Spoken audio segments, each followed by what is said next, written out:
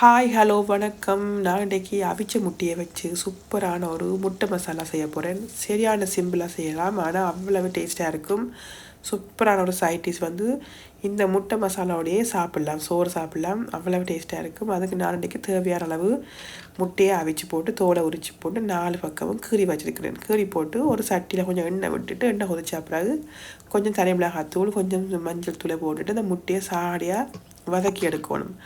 வதக்கி எடுத்துட்டு கொஞ்சம் உப்பையும் போட்டு வதக்குங்க. உப்பையும் போட்டு வதக்கினீங்கன்னா இப்போ அந்த முட்டையில் வந்து உப்பு வந்து சேரும். அப்புறம் குழம்பு அந்த மசாலாக்களை போடையில் உப்பு ஒரே போட்டு முட்டையில் பெருசாக சேராதபடியாக இப்படி செய்தால் இன்னும் கொஞ்சம் நல்லா இருக்கும்.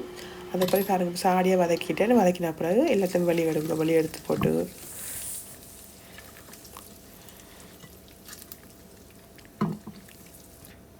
பிறகு இன்னொரு சட்டியில் வந்து கொஞ்சம் எண்ணெய் விட்டுட்டு எண்ணெய் வந்து கொஞ்சம் நல்லா கொதிச்சு வந்த அப்புறம் கொஞ்சம் பெருஞ்சீரகம், மற்றது வந்து கொஞ்சம் கருவா தான் இந்த இதுக்கு முக்கியமானது.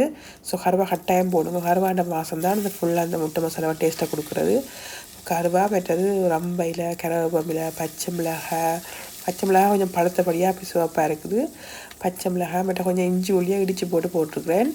இஞ்சி உள்ளியும் போட்டுட்டு மற்றது வெங்காயம் ஒரு ரெண்டு வெங்காயம் நீட்டாக வெட்டி போட்டுருக்கேன்.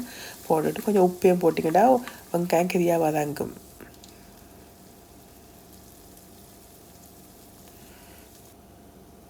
இப்போ வெங்காயம் சாடையை வதங்கின பிறகு நல்ல ஒரு கைப்பிடி அளவில் வந்து இந்த மாசி கருவாடையும் நல்லா தண்ணியில் ஊற வச்சுட்டு இதையும் போட்டு வதக்குறேன்.